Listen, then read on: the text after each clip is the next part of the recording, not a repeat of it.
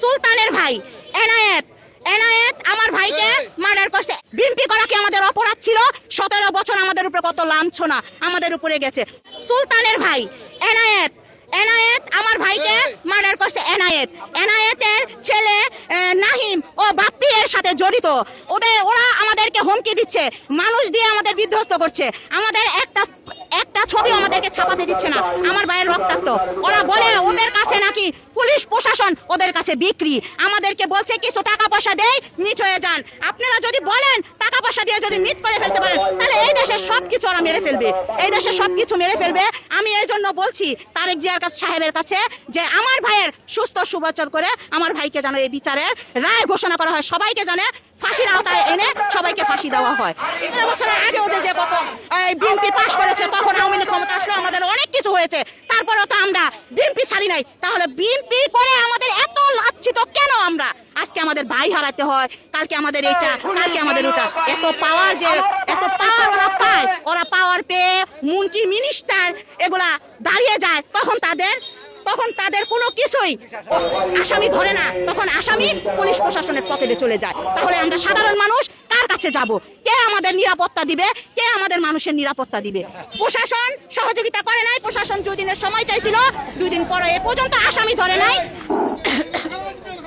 ধরতে পারে নাই। এখন ধরছে, এখন একজন ধরছে, আর বাদ বাকিটা মনে করেন কোনো কিছু ওনারা করতেছে না। এই পর্যন্ত আমরা যে ভোটে পাশ করাইছি রতন সাহেব এই পর্যন্ত আমাদেরকে মনে করেন আমাদের বাসায় যে সুখের যে উনি আমাদের কাছে গিয়ে আমাদের একটু সান্ত্বনা দেয় নাই। তার মানে আমরা ওনাকে ভোটে কি পাশ করাই নাই? ওনাদের তো আমাদের কাছে যাওয়ার দরকার ছিল। উনি আমাদের মাথার উপর একটা হাত রেখে বলতে পারতো যে আপনারা আপনাদের ছেলে হারাইছেন, আপনাদের এটা হারাইছেন, আমি আপনাদের এই এলাকার এমপি, আমি ওই অনুযায়ী আপনাদের এটা আমরা দেখবো। আমাদের এরকম সান্ত্বনা এখনো জানি আপনারা।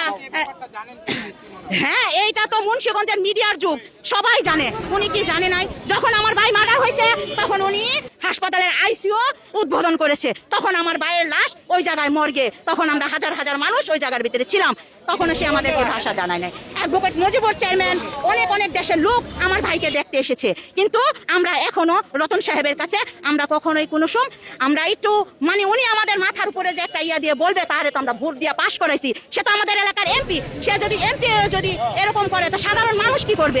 আমি সাধারণ মানুষের কাছে বিচার চাই, সাধারণ মানুষের কাছে বিচার চাই। অতি দ্রুত পুলিশ প্রশাসন যাতে আমাদের এটা আসামি ধরার যাতে একটা ওইটা যাতে সুযোগ তারা করে দেয়।